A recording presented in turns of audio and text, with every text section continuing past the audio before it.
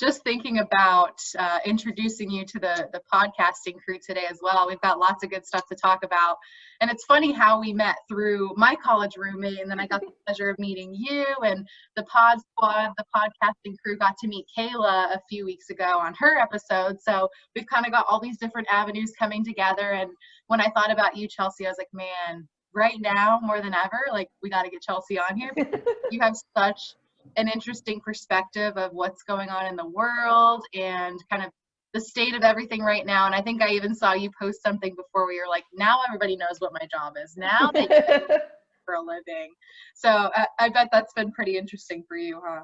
Absolutely. I mean, I think it's also a lot of understanding this really intricate world and how yeah, sure, what I do is related, but I don't do like COVID specific things. And so I've had a lot of interesting conversations with family and friends that I think now wouldn't have happened had that not been like the door opening. So it's been, and that's like the one of the silver linings that I've found, I think, in this whole situation. So Kayla got engaged, our good friend Kayla. So we got to see each other and celebrate her for a little bit. And one of our friends actually mentioned that there's this podcast called Ologies.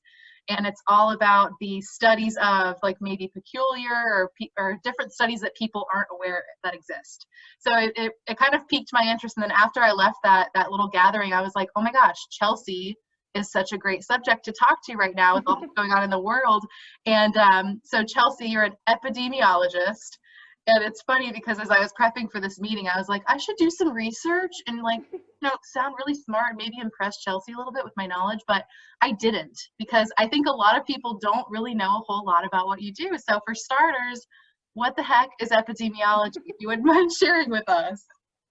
So the way I explain it is it's the way that disease moves through populations, but disease, in the beginning of epidemiology was really about infectious disease. So the founder of epidemiology is this man, John Snow, who there was an outbreak of cholera in London, and everyone at that point didn't know what germs were. They thought that disease was spread through the air, and he mapped out where all the cases were and found out that everyone drank from the same water pump, and that's how they discovered that cholera was in the water.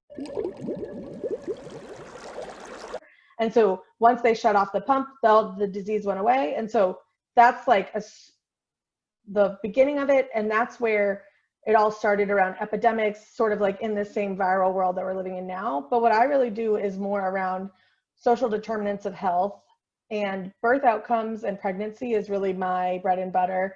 But everything that's sort of related to that around how where you live, work, play, and pray impacts your health, as well as how the sort of individual behavior choices that people make, whether consciously or unconsciously, because of the system in which they live, how that impacts their health outcomes down the road. But then what does that look like at a population level? So not just thinking about clinical care one-on-one, but from a larger population within the state is where I'm sort of focused on.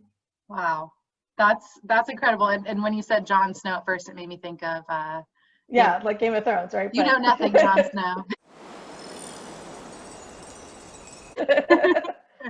But that's really interesting just to think about all of the implications of the patterns of humanity, and how when you think about the attention that's been drawn to this study is probably super huge, more than ever that it's been in your field of study and all of that. But just to be able to use this as a moment to maybe educate people, right? And maybe I know we say knowledge is power. So when I thought of what we would talk about is just how it's an opportunity to learn, right? It's an opportunity to be more informed, that when we're going out there, we're making decisions accordingly. And I think this year has really forced us all to do that, right?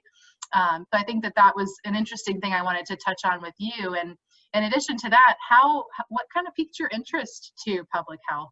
Yeah, I mean, for me, I've always been like as a kid, I was always a science and math kid. My dad and I, like, doing math problems at the dinner table was like a regular occurrence at my house. And I always knew that that's where I wanted to pursue my career. I've always, and I think this is the same for a lot of people, like just really like things that I'm good at. So like I was really good at chemistry. And so when I applied to college, I was like, oh, I'll become a chemistry major. When I originally went to college, my major was chemistry. I was at Boston University, and it was terrible. Like I was not prepared to learn on that college level. I grew up in a pretty small town where like I was like a big fish in a small pond, and then like I went to college with all of those same kids. And so I never really learned how to study. I was efficient enough to get good grades in high school, but I wasn't ready to like take on this full course of study. And at that time, I also was pre-med and I was an athlete. So like I had a lot of balancing, and also I was 18 years old living in the city of Boston. Like I was partying, I was also working full time. Like it was just chaos. And when so I was chemistry pre-med. After the first year, I transferred into a human physiology major where the pre-med curriculum is like built in. So you don't have to take additional classes. It's sort of like while you're getting this degree, you already are pre-med. And then I went through some personal stuff. My parents got divorced. Like my life was basically just like fell apart within a couple of months. And my parents told me that they wouldn't pay for me to go to college anymore. And I lost my scholarship. So I had to pivot very quickly and ended up at UMass Boston, which is a commuter school. When I came in was basically like, what can I do to get out of here as soon as possible? And so I got a degree in biology. My plan was to take a year off and apply to medical school. And during that year off, in Boston, there are a lot of teaching hospitals where people hire research assistants to do a lot of sort of like busy work type things for research studies. So I ended up working as a research assistant on a study that was looking at the genetic mechanisms of bicuspid aortic valve. And so all of that to say, it was like this cardiovascular gene study, but what I was doing was paperwork. And we collected saliva samples through the mail. So I was like processing saliva, reconstituting DNA at the lab. And a lot of my friends were also in that holding period where they were applying to med school, and we all worked at the same hospital together, which was really awesome. They were so gung-ho about like patient care, and they like loved every minute of that part of it, but I didn't. The hospital I worked at Brigham and Women's had a big like research day where everyone would come and talk about their research. And it was like a drug. I was like, this is so intoxicating. Like, I want to be a part of this. How can I make this happen? Data girl, right? Yeah, I was just like, oh my God. Like, and the way people, it was like, ugh, it was just unreal. That day just like changed my whole life. And I, at that time, knew I didn't want to keep going in biology. Like, I couldn't see myself working in a lab for the rest of my life. Like, I couldn't see that for myself. And I was trying to figure out where I would go. And I had always had an interest in epidemiology because you know, what it is fundamentally really speaks to me. But my boss at the time, he had just recently gotten a master's of public health, and he had said to me, like, you should try this. Like, I was just like, oh, that sounds good. Like, and once you're in a grad program, you can kind of like jump around or, you know, transfer if it's not, it's really getting in the door that's the hardest part. And so when I was in that process, like, I did not realize what epi really was until I was maybe like 3 weeks into my first like epi 101 class in grad school. And that was something that I was like, oh, this is everything I've been looking for, which is impacting people on the population level. It's applied math, and it's really solving problems. That's ultimately all it is solving problems, which I really, really enjoy. And also like you can impact so many people on and in like such a little amount of time. Yeah. And I've always really wanted to be in a role where I like can give back. That's after I finished grad school, I wound up working for the state health department. I was there for 4 years, started my PhD 4 years ago now, and now work at another state government, which is also a nonprofit. That's not as direct public, it is public health, but it's sort of public health adjacent, but I'm still doing applied epi work. So like the way that I came into all of this was really finding people that did really cool stuff. And I was like, I want to be them. And so then just like figure out how to do that. And now that I'm like in public health, like there is so many layers and levels and things that I want to get into, like policy work and advocacy, and even just making sustainable change on community-wide levels, like things that I've never been involved in because I've been a lot behind the scenes doing a lot of number crunching. That's been my past like 6 years. And so that's sort of the next stage of my career is let's make some change that like really impacts people's lives. It's pretty incredible. Wow. And I love kind of hearing your journey too, because it sounds like you knew what you liked. You're like, I love math. I want to make an impact. This bedside manner thing probably isn't for me, but I want the data. I want to be able to put my hands on it, wrap my arms around it, and see the implications that it has on the public or on whatever my subject is at the time. So I think that that's cool that the way that you kind of pursued it, you opened your eyes to what all could be, and you're like, oh my goodness, this is it. I think a lot of times too, it was trying things that sounded cool and then being like, oh, I don't like that. Or like picking apart, like, what are the elements that I do like? So I did a summer internship at the National Institutes of Health, which is a federal government agency. And I liked it, but there were some parts where I was like, oh, I don't think I want to work for the federal government. Okay, now let's try the state government thing. Oh, I really like this. So there, it's just finding those, like, you know, taking a chance and then evaluating it for what it is at the end. Like, okay, what did I get out of that? What didn't I get out of it? And not being so emotionally attached to the whole thing, but really like at the end reflecting back on like, oh wow, this is what I learned. This is what I would have changed. Now I know this, sort of moving forward. And I mean, I can't even express the amount of people that have helped me get to this point and that have mentored me and networked me to where I am today has really been, I mean, that's something that you can't teach in school. Like the things that I've learned from people in the field has been really incredible. The experiences. And I like the way that you kind of framed that too, where you tried something, you're like, oh, maybe that wasn't for me. And I think sometimes we look back at something and we say, well, that was a waste of time. But you framed it in a way that was like, well, now I know that I liked this part of it, didn't like that part of it. Let's see how I can pursue a little bit more of something that I like out of that. And it sounds like that's a good outlook to have and a good style to have when you're kind of navigating and learning something. Yeah, I don't ever want to think of something as a waste of time, right? Like it's always like, well, I wouldn't have learned that had I not done this. I wouldn't have met that person. I wouldn't have like gone to that really cool meeting where I met the guy that like discovered hepatitis C. Like that was cool, but like, do I want to work for them and deal with red tape and that amount of bureaucracy? Probably not. And so like thinking about it as, you know, I'm a pretty glass half full kind of person. So that at the end of the day is like, oh, that was good for me then. Do I ever want to do that again? Probably not, but I don't regret it. God, you can't live with regrets, man, because it'll just kill you. Yeah. You got to take it as a lesson learned and move forward. Yeah, just move on. Exactly. I love that. And so did you do your graduate program? Is that when you came to Columbia, to USC? Is that where you enjoyed? Yeah, so, right. So I had, when I applied to grad school, I was living in Boston and things were great, but I had gone through a really bad breakup and the winter I was there, last winter I was there, it snowed 9 feet and I was like, I need to get the heck out of here. So I applied to grad schools only in the South. And I did apply to Yale because I was like, oh, that'd be cool. But where I ended up getting in, I was deciding between here at Carolina and GW. And I had my dad's best friend's daughter went to Carolina. So I was familiar. I'd been to Columbia before when I was like 17. But like, I loved the school itself. And in South Carolina, the Arnold School of Public Health is the only actual school of public health. And I knew that I wanted to be at a large public health institution. And I knew that a large university is exactly what I wanted because I had that experience in undergrad and it was great. And so I started in 2013, I graduated in 2015. When I was about to graduate, I was applying to jobs all over the country and that's when Drew and I met. And so I had said, my initial plan was like, I'm getting the heck out of here. I'm going back to New England. And then Drew and I met and I was like, all right, this guy's pretty cool. Like I'll stick around. Everything worked out. And Drew let me move in with him because I didn't have a place to live. And so it all worked out really well. Stand up guy. Drew. Yeah. It was really making a professional and a personal choice that thankfully were in the same place. So that it really worked out.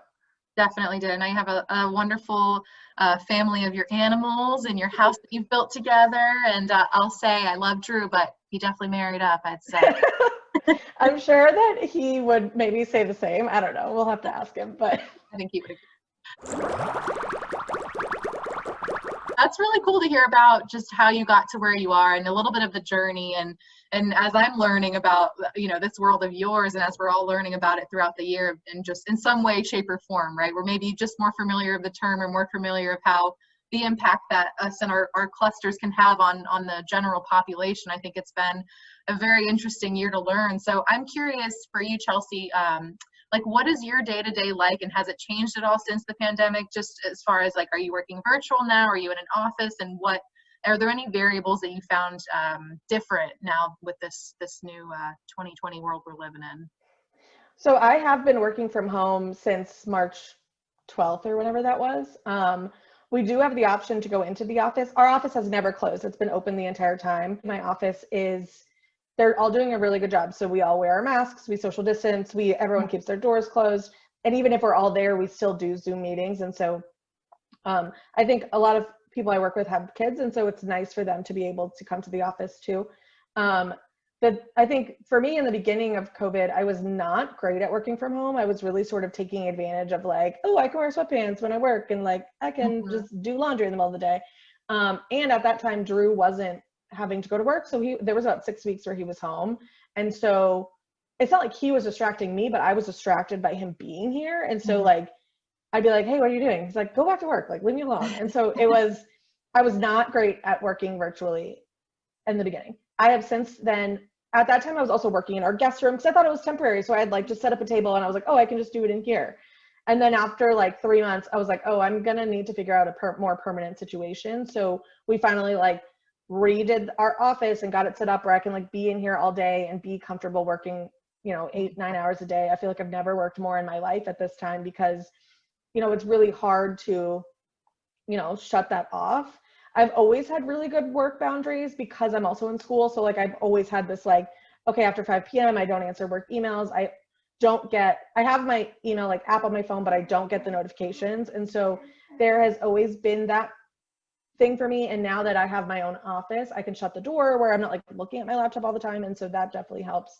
I think for me, I feel more connected to my colleagues than I was before because now there's like so much about their lives that I see that I wouldn't have seen before, like met their children or their pets or their spouse. Like that's been really, really amazing. And I think also the amount of grace that we've given to each other. Like, so my sister recently got engaged. So I went up to Boston to surprise her. And so I worked from an Airbnb in Boston for a day. And like, that was totally cool. And everyone, it wasn't like a thing.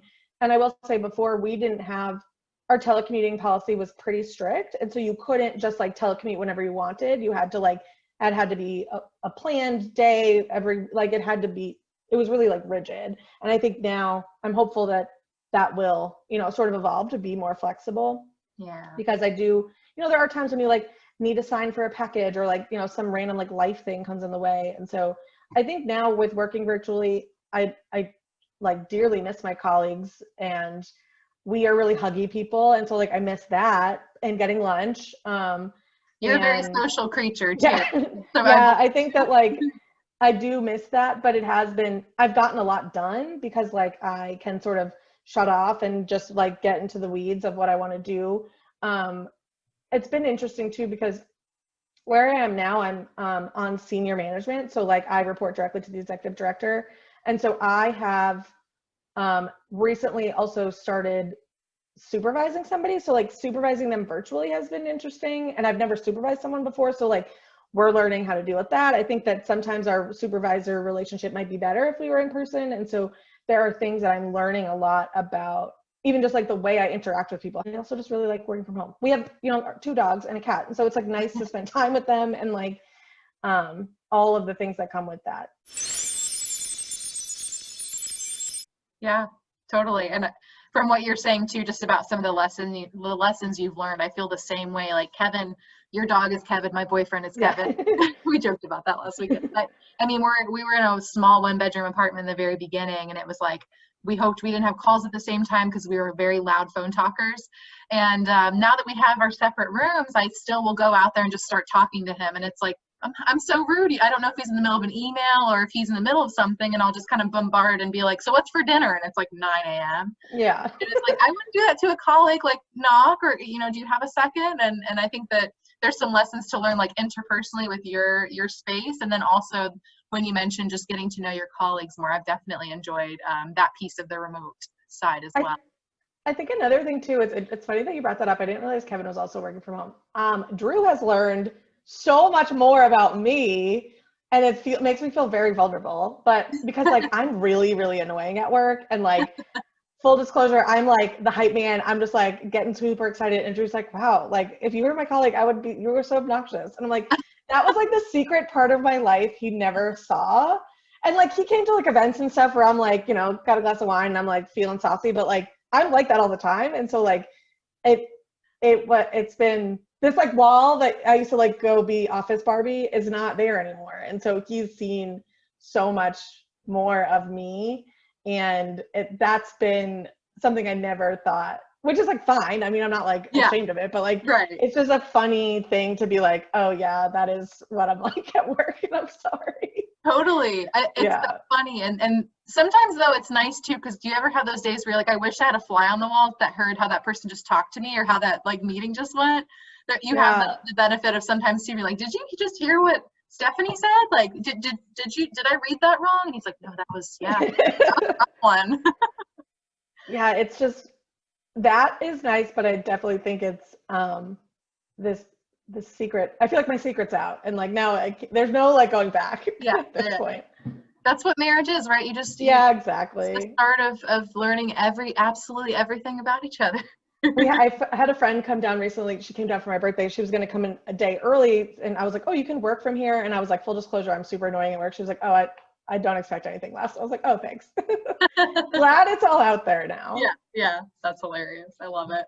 So that leads me to my next question. So when I think about just this year too, and knowing your background and knowing the education that you went through to have this knowledge that you have and kind of this wisdom of maybe how you're navigating through this year, I just wonder, do you have any advice for people that are just looking to generally become a better consumer of health research? I think this year thrusted it upon us, and now we're maybe navigating real news, fake news. We're trying to figure out how we can be part of the solution. So do you have any like advice for just general practices of how to be more informed about things like this, or things hopefully a lot smaller? I think that like, so the two things come to mind when you ask that question. So the first thing is, I think that if there's one silver lining to this pandemic, is that science and how science is really iterative, meaning like we're constantly evolving and getting more information, getting better information, and learning more. Like in the beginning when people, it was like masks don't do anything. Now it's like, oh my God, please wear a mask because we found out that it really works. Like that is something that what I don't know how much was public knowledge before, that like there, the research is always changing. And that's something as scientists that you're constantly striving to do, is make current research better and to either, just put new knowledge out into the world. So sometimes it's like, yeah, sure, disproving something, but sometimes it's just making it better because now we have new information, new technology, whatever. So I think that that's one thing. I think the biggest thing, and I think Facebook and Twitter have recently been doing a really good job of this, is saying like, or Instagram does it too now. Well, I guess they're part of Facebook, but like this post had questionable blah, blah, blah, right? So that is something that is really helpful. I think the biggest thing is know your sources, call out BS when you see BS, right? So this is a conversation I had to have with my mom like 5 years ago, where she kept posting like these mommy blogs about the HPV vaccine. And I was like, listen, do not like think that this is real. Like here, have some trusted sources. So I think, there are media outlets that do a really good job of consuming science information and spitting it back out for the public in an unbiased way. Once you find a good source, like stick to that. If it's newsworthy enough, there are those big media outlets will pick it up. I think there's also the worst part about research that science has done to itself is that there's all these, it's gatekeeping, right? So like you have to pay to access these journal articles.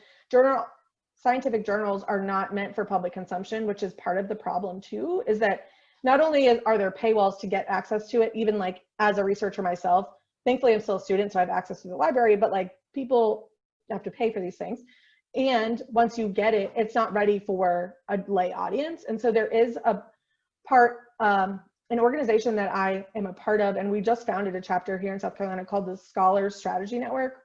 And so what this entity, and it's started in Massachusetts and it's pretty statewide, it's countrywide. I think there's one in almost every state. This one in South Carolina that we are starting now is the new first one, but it's linking academic researchers to the media and to policymakers. So when they need like an expert witness on something, or they need just some quick stats, or what is the most up-to-date research on, say, like climate change, they could reach out. They have like this network of people. So it's like breaking down that gap and having these researchers at the ready to do that. And so that is something that I think will help locally for sure, but definitely, countrywide. It is hard though. And so I think that it's always be cautious and always question what you're reading, and don't just rely on one source.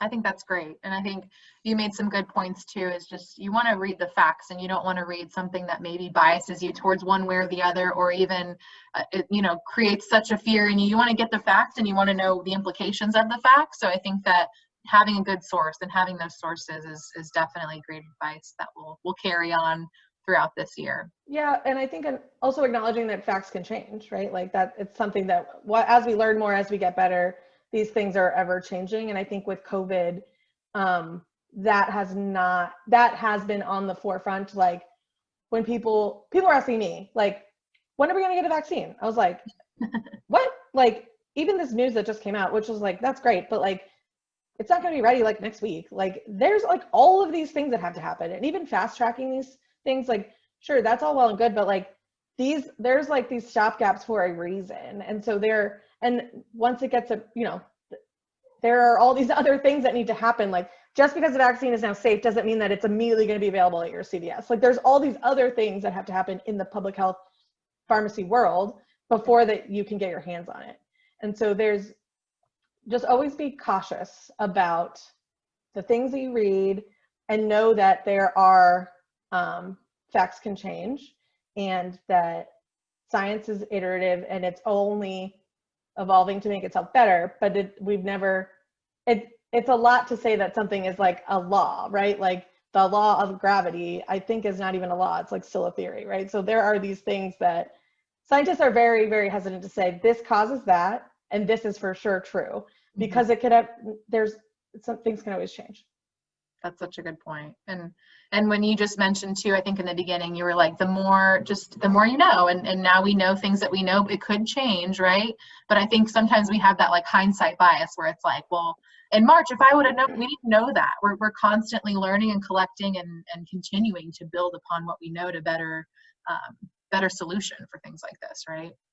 Yeah, I think some things too that have come out of COVID in particular is just about how data collection infrastructure is critical to like these things happening. And what I mean by that is like tracking who is sick and who they were contact with them. So like those are things that you can't get the research and all the other stuff if like that is bad. So like you got to solve like this immediate problem of we need really good data so we can figure out who has the virus, then we'll figure out like all that other stuff later. But like right now, this is what we need to do. Let's get really good data about this stuff so that we can monitor it to see if things are working. But that's where we need to start, is collecting good data. Do you think too, you made me think of something, whenever I hear people were symptomatic, not symptomatic, I feel like that's kind of subjective too, when they're trying to come up with all the symptoms, and some people say they have none, some people they say they've had every symptom. That was something that always kind of made me think about how that could really skew data or impact the ability to make sure we're collecting stuff like that. Like if, like you think of person A and person B have the exact same symptoms, but person A is really stressed out and they don't see it as a symptom, or I'm sure there's just so many factors that could weigh into that. Yeah, I mean, that is really to the heart of like what epidemiology is. And so part of some of the work that I've been involved in on a national level is really around, not with COVID, this is with something else, with neonatal abstinence syndrome, which is when a baby is born addicted to opioids, and then there's like this 2-year period. So I've been helping them develop, it's called a case definition. So like all these people and doctors get into a room and they decide like, here's how we're going to define, yes, this person has disease, no, this person does not. And so I think with COVID, that was very clear. The case definition was because it was all about the virus. Like, do you have, when you do the nasal swab, do you have the virus or not? Developing that test was part of the initial problem. But then the symptom piece, that was also part of the health communications. That was the challenge for them to say who needs to get tested and who can transfer it to who. And so people, like, I think even today, CVS will only test you if you have symptoms. And so there's this like additional barrier, I think, to the testing and around the health communications about who needs to get tested because of the symptom piece, because people can be asymptomatic but still have the virus. And again, because science is iterative, they were changing their message like all the time. And it was kind of politically motivated, which came out sort of in the wash afterwards when CDC sort of within a week said, oh, if you're asymptomatic, you don't need to get tested. So that's something that is a big challenge for them from a PR standpoint. balancing political will plus the good of public health, and really, really just making sure that the people on the ground are getting the information that they need to make a good decision. And so again, for me, it's like always err on the side of caution, but understanding what asymptomatic versus symptomatic means, or what are the implications of that, has been changing and is still a challenge, I think, today. Even, I mean, getting the availability of testing is still a challenge. I live in the capital city of the state, and it's pretty difficult to get it. I'm learning so much from you, and I added the word iterative to my arsenal of words to use. I love it. I use that word a lot, but I like it. No. It sounds, the word itself is sort of like onomatopoeia-y, because it sounds like a circle, which I like. So, and it sounds fancy, which I also am a fan of. You need a monocle over there. Yeah. This is such good information, and you kind of just answered the next question I was going to ask. So this brings us, Chelsea, to our rapid fire question round. Are you ready?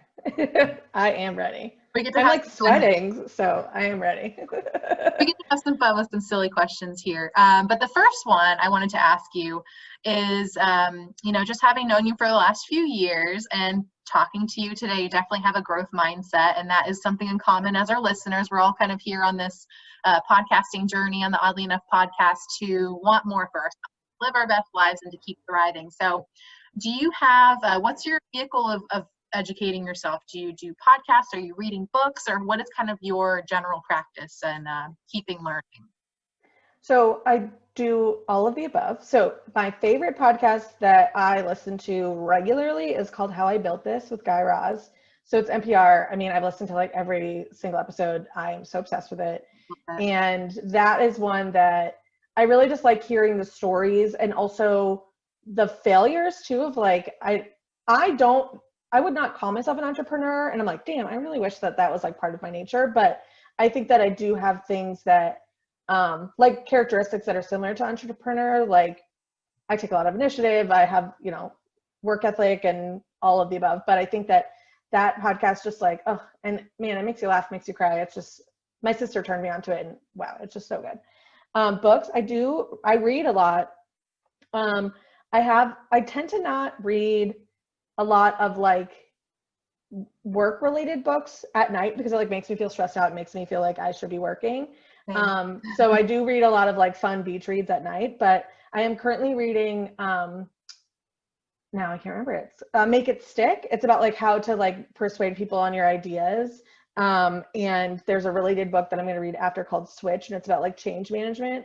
And so this is something that my boss now said to me, like, as I'm starting to really grow into my role at my organization, and also eventually be a leader potentially of an organization.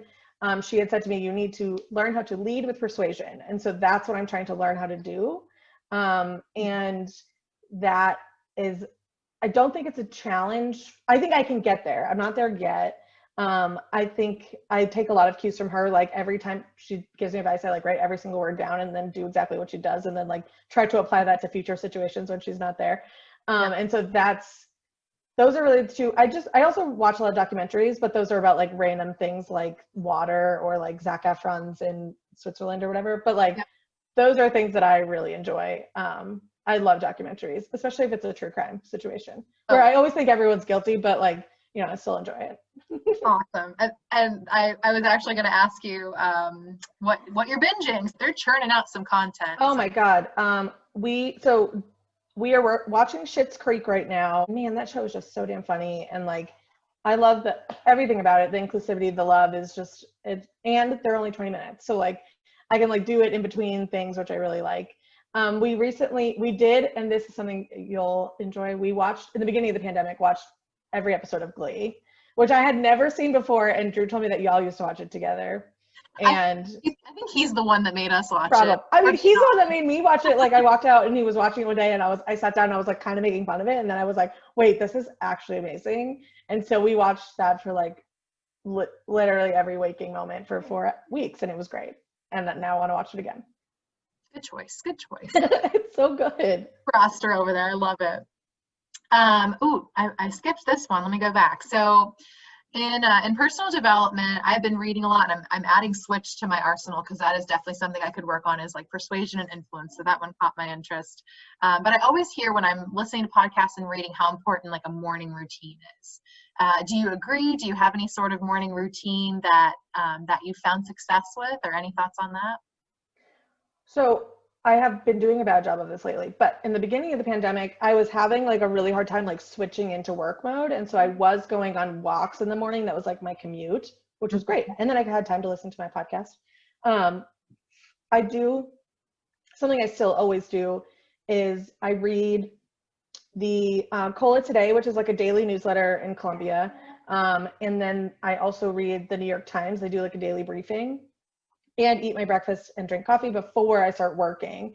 And like do the usual like death scroll on social media and get stressed out about that. But those are the two things that I always do, and make sure that I'm caught up on all of my personal emails before I jump into my work emails, because I am still a student. So I'm teaching a class this semester, so I'm balancing a lot of just emails coming in all the time. And so if I can get that inbox to zero before I sit down and do my work inbox, which is then in the morning first thing, get that down to zero.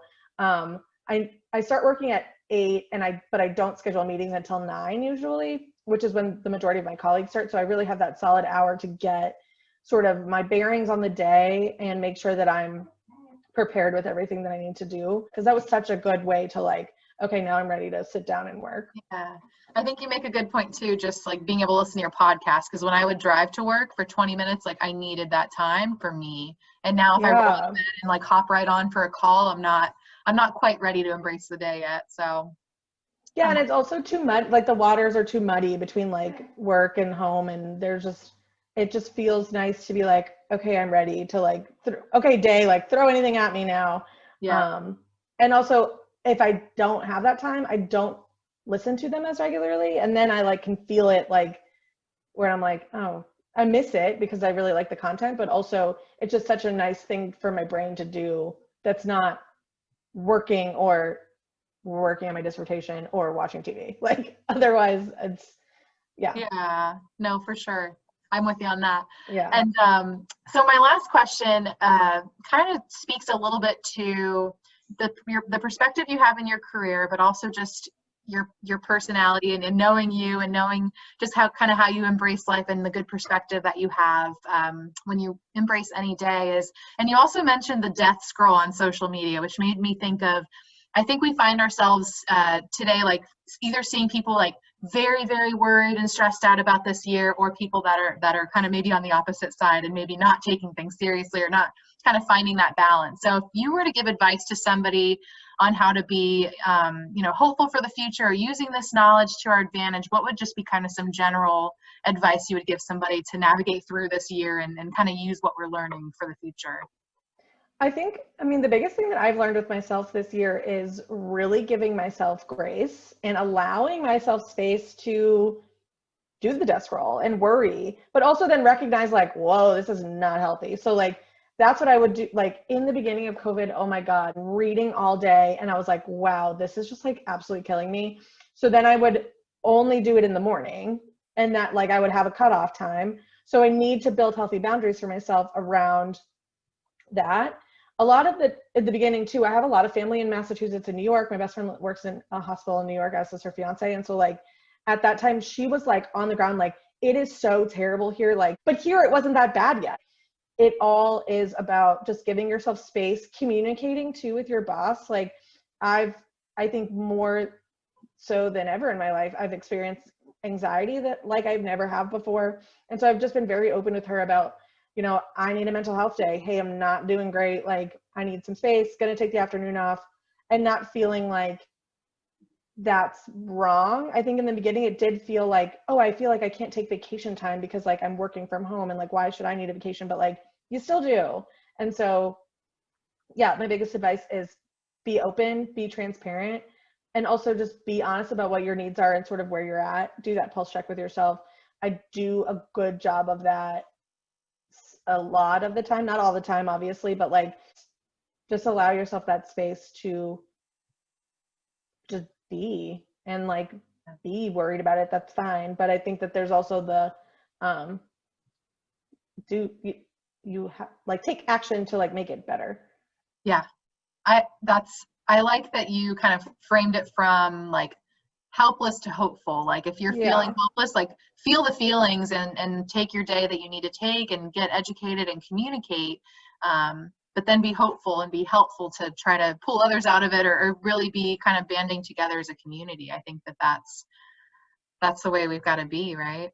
Yeah, I mean, for me, I am a perfectionist and I always want to do things myself. And I'm known for being highly productive. And like, there was times when it was like, I just can't, like, I can't be 100%. I feel like, and it's also hard, you know, to not compare yourselves to others because like, I didn't have kids at home. I'm not caring for an elderly parent. I'm not at risk, but like, I was still struggling. And so like, that's okay too. Like you don't need to compare yourself to others and be like, well, I shouldn't be feeling these feelings because like my situation's fine. Like, no, we're in the middle of a freaking pandemic that like has changed everybody's lives. And so like, it's okay to feel your feelings. And just because your situation on the surface doesn't say that you should be, doesn't mean you can't be. You're kind of in it for humanity because we're all Yeah, 100%. Yeah. People are understanding stress and anxiety like they never have before because they are experiencing themselves because of this. And now maybe it will be more part of the open conversation where there won't be so much stigma around taking a mental health day or, you know, taking time to, or setting up boundaries or whatever that looks like, right? Because I think that before it was like, you know, go, butts in seats means productivity. And now it's like, oh, we can like be productive and work from home and you can work at 2:00 in the morning because, you know, there's just so much that has come out of this. And it really is, like you said, about being human beings. I think that there's just so much of like, oh, it doesn't need to look like it looked like in 1950, right? It can maybe look a little different now. One last question I'll throw at you, which I did not prepare you for. I'm just curious if epidemiologists or public health professionals could create a public service announcement for the general population today, what do you think that would be? Wear a mask. Masks work. The research that just came out also said that it also protects you, right? In the beginning it said it's just protecting others, but it does protect you. And I think the biggest thing is like, this thing is real and wearing masks work. And also politicians that don't listen to public health professionals, you probably shouldn't be taking advice from. That's all I'll say. Mic drop. Yeah, we need to protect our public health institutions as a neutral institutes of knowledge that at their heart of hearts are not political institutions. They are here to protect the public's health. So wear a mask and also learn who to trust. So good, Chelsea. Good one. That was good. That was a good question. I could keep you here all night. A couple of things that you said I wanted to go on tangents about. I didn't even know that you were teaching, but I'm not really teaching. I'm grading behind the scenes. I'm a TA, which is nice. Still, you got a lot of balls in some different courts, but no, that was so good. I just appreciate hearing about just your knowledge and your expertise and your wisdom when it comes to navigating through this time, but also kind of where you see us going as far as just kind of maintaining that education and using it as an opportunity to learn, to make smart decisions, and then not to forget all the things we learned and make sure that we can kind of go out there better prepared for the future. And just I love what you said too, just about we can feel those feelings of helplessness, of grief, of sadness on any spectrum of how this experience is going for you, whether you've lost your job or your job has barely changed one bit, right? I think we all have a heart for humanity. And I think that just the way that you ended that message too, of just that's our goal as public health professionals. If we're doing it right, that's what we want to do, is just make sure that we've got that perspective of the big picture of how can we make a positive impact on the community, on the population.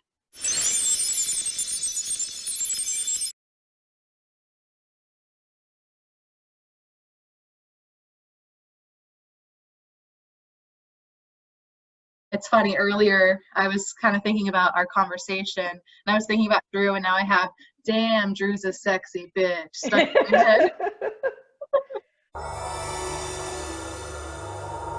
That's like the first, I hadn't met you yet, but I had seen that photo and I was like, I cannot wait to meet this woman because it's just so friggin' hilarious to me.